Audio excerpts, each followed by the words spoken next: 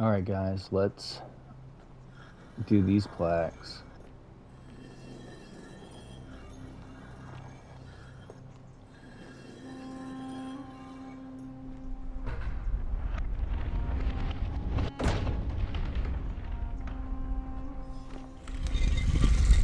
Ooh, we can enter the Great Temple. About time.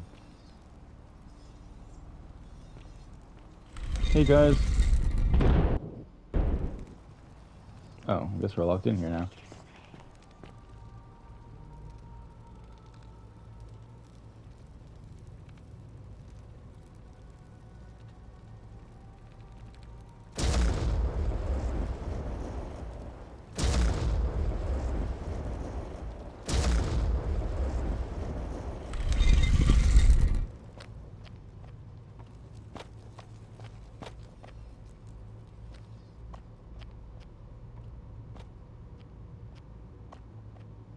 Oh.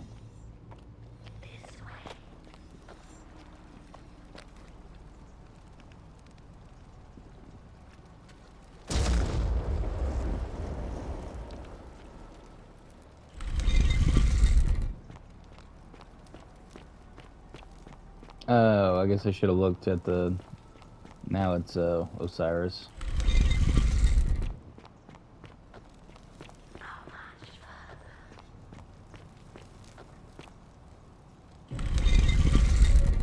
Oh god, it's so bright.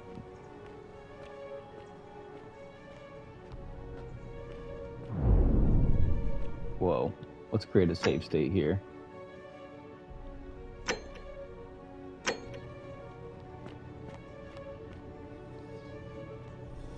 Whoa.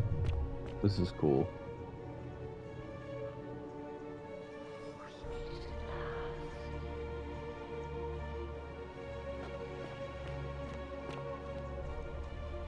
And here you are. Allow me to introduce myself. Trophy unlocked. As you have already Herculean. gathered, I've been known by many names. Nergal to the Sumerians, Osiris to the Egyptians, Hades to the Greeks, and Pluto to the Romans.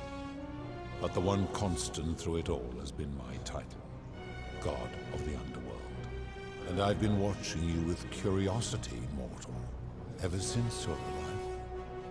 You're unlike the others, aren't you?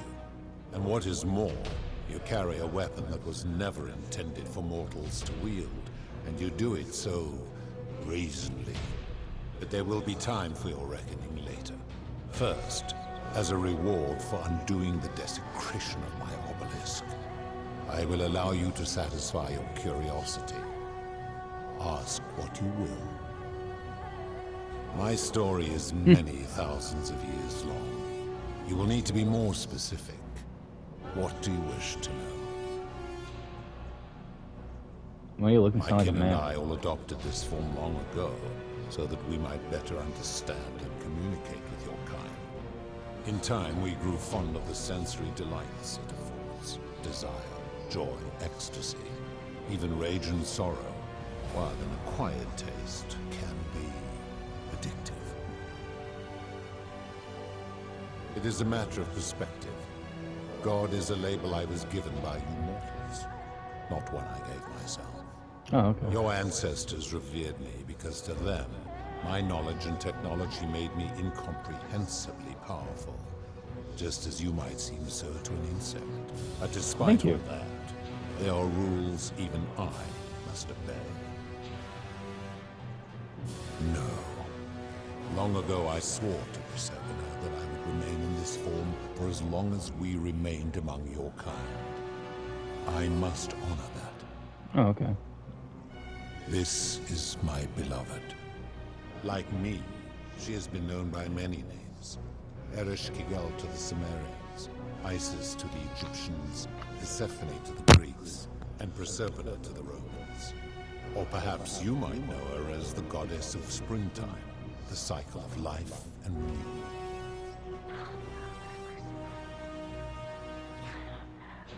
Oh, okay, I won't. Your gaze lingers too long. That is my servant. You would have met by the river, though she wears many faces and goes by many names. Kumutubal to the Sumerians, Kirti to the Egyptians, Charon to the Greeks, and Charon to the Romans. Her role is to ferry souls between the mortal world and this one, and to make their transition as seamless as possible. For that, she earned herself the infamous, if erroneous, moniker, the Ferryman. You will talk more later. For now, ask your questions. As you wish. It has come to be known simply as the Underworld, and it exists because of a wager I made long ago. That is a long story, one that began over 3,000 Oh god, years why ago is every and story so continues long? to this I guess day. because he's a god. You see, long ago, my kin and I, we discovered your planet and witnessed your kind evolving from primates into something lawless and barbaric. You all but destroyed yourselves, your 2 short lives being extinguished by violence and ignorance and disease. Yet Proserpina saw raw potential in you, and persuaded the rest of us it would be squandered without our intervention and stewardship. So we revealed ourselves to your people in a place called Sumer. We offered guidance in agriculture, toolcraft, and law, and you called us gods. For a time you flourished, but soon you were too many for us to oversee. And as you spread from that cradle of civilization, we saw something disturbing. We had sown the seeds of dependency and confusion, and soon you returned to your old ways of violence and ignorance, That's fair. this time in our name. My kin had seen enough, and gave up on your kind, condemning you as barbaric and chaotic, scarcely more than animals. We began preparations to return to Elysium, our home world, a utopia unspoilt by conflict and unimaginable in its beauty. But my Proserpina could not bear to abandon your kind without guidance, and knowing it would force the rest of us to leave her behind, she made an extraordinary sacrifice. She gave up her immortality to descend permanently to the ranks of humankind. And so she began her inescapable trajectory toward death. Horrified, I acted swiftly. I placed her in suspended animation in a deep frozen sleep to prevent age and sickness from claiming her.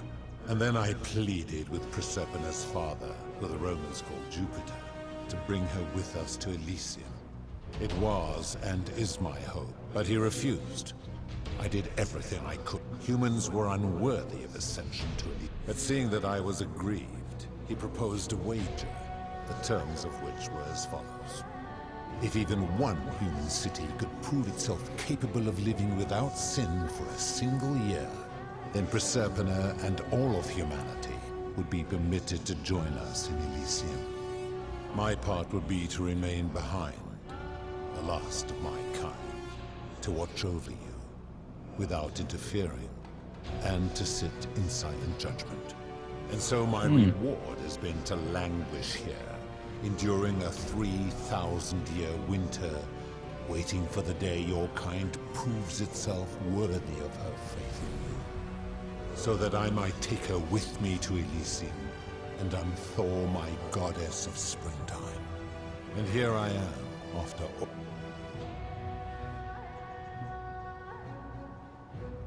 As the first wave of your kind arrived from Sumer, I had them build a city in their own fashion.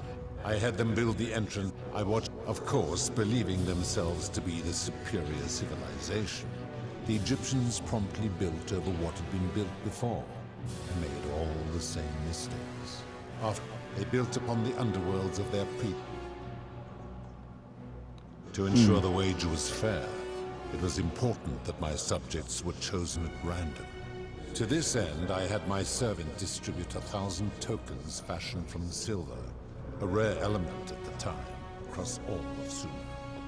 Whoever died while in possession of one of them would be located by my servant and ferried to this place, with no memory of how they arrived. As the tokens were discovered, they were traded, smelted, and fashioned into trinkets, and eventually coins, spreading to Egypt like seeds on the wind. Later, when they spread to Greece, They would come to be known as Charon's Obol, or as coins for the ferryman. Some placed coins in the mouths of their dead, hoping they would awaken here, though they had no way of knowing which coins were fashioned from the original tokens. In fact, almost all of the tokens are accounted for. Only 2 remain. And so after this wave destroys itself, as it is destined to do, your kind will have squandered the last of its potential to ascend beyond this rock, and Persepone's along with it. Of course. That is merely the name your people have given to it, but yes, it is my doing.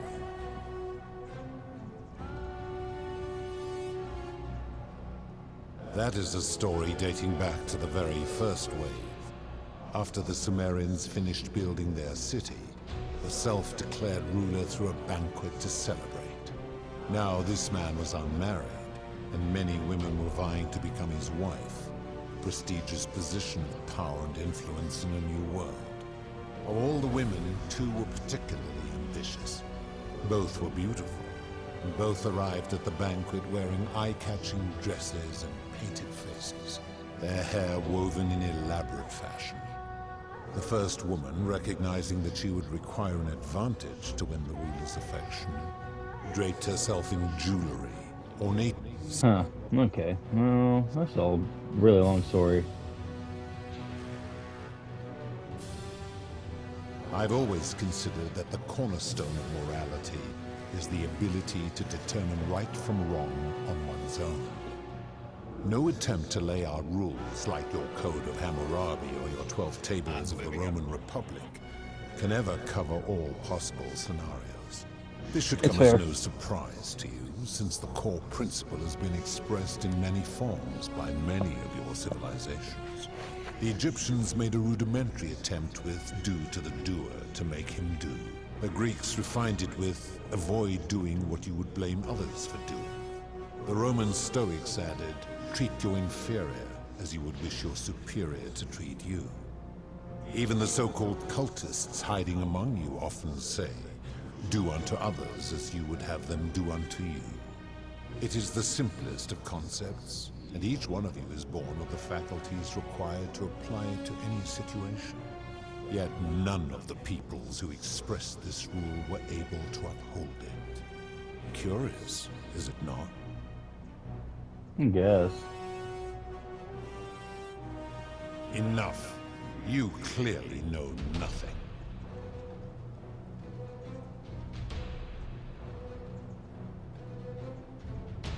I don't know anything. Shut up. Do you plan to speak in sweeping generalizations, or are you going to give me an example? Let's see. You Got speak bonded. of the moneylender. How is that inconsistent with the rule? And he would never have signed a contract pledging his labor for 30 years. All he did was enforce the terms of a contract signed voluntarily by others. Ignoring your irritating sense of moral superiority, this is interesting. I'm curious, how do people escape poverty where you're from? I see. And how long might it take such a person to repay their debt? I fail to see how your system of loans is significantly different to a debt bondsman signing over his labor for 30 years. Now tell me, what other sins do you believe I've overlooked? What about suicide? I've seen no such thing, but in any case, taking one's own life is a self-directed act. It is not one that is done to others, however they may be affected by it. Therefore, it cannot be said that one who commits suicide has done anything unto others. Applying this rule always requires us to interpret the meaning of the words. A literal interpretation helps to minimize the ambiguities of your primitive language. Shut up, dick. Supposing you're right, then my law has been broken, and I should turn you all to gold immediately. Is that what you want?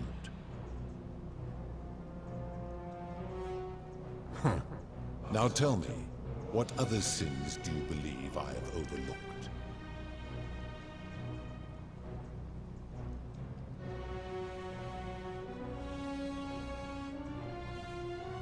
Do you honestly think you could do better? I should strike you down for that.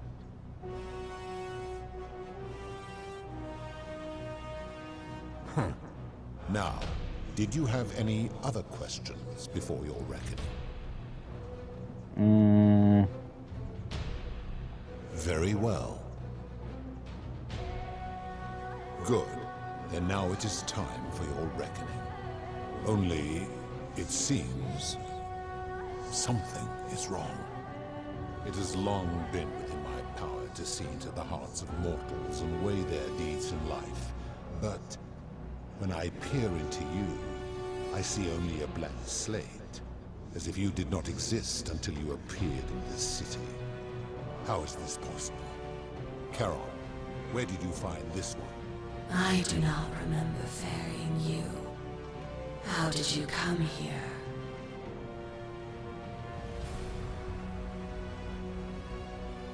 If that is true, then I sense the intervention of someone powerful. Thank you. How did you come to be in this time, mortal? Who brought you here? We cannot know. I do not know.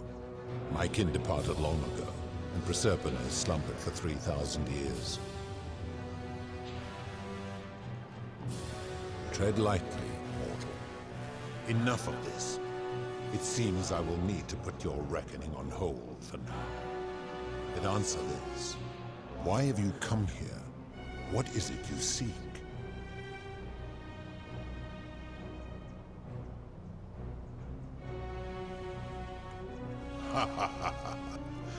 Your hubris is amusing, so I will allow you to make your case. But I warn you, if you anger me or waste my time with lies or wrong-headed arguments, you face death here. So, tell me, why should I put an end to the so-called Golden Rule?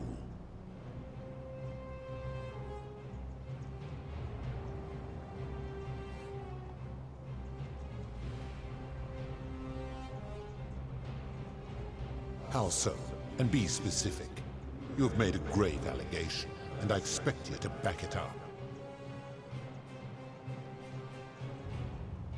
He is a volatile and confused fellow, that one. Pathetic. You will need to do a lot better than that. Oh. That is a very serious accusation, mortal. What sin have I committed? What evidence do you have to support it?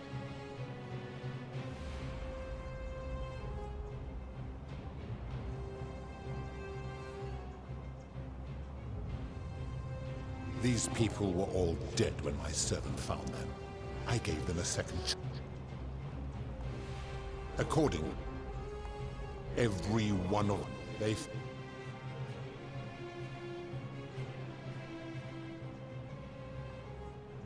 How unfortunate. Let me... Do you ensure they have...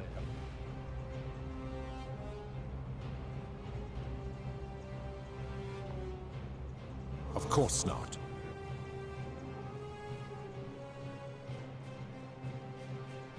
My love for her does not... Where? In which... It would be most... Because that is...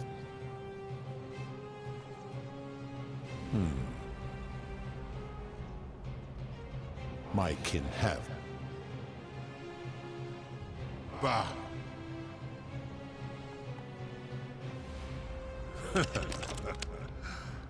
Do you really think you can wound me, a god, with that primitive weapon?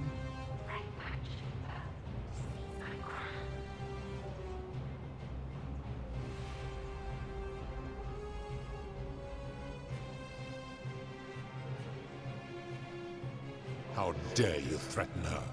This ends now. The many shall suffer for the sins of the one.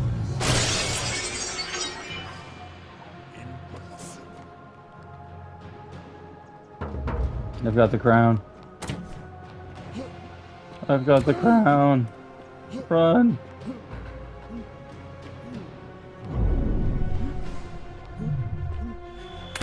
Oh god, no. Please don't.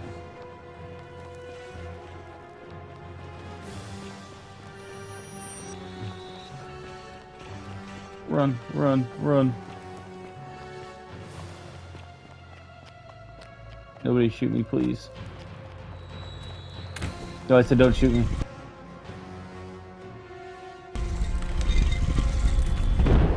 Oh god, run.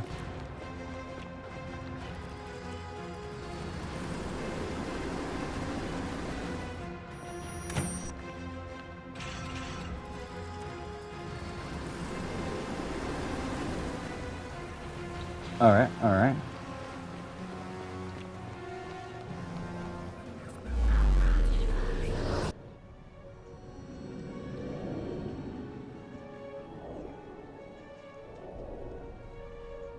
Whoa.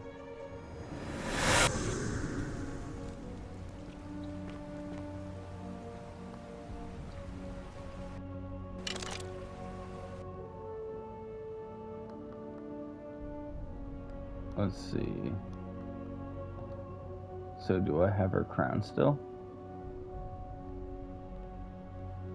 I do. Cool. Alright guys, I'm going to end the video here. Thank you so much for watching.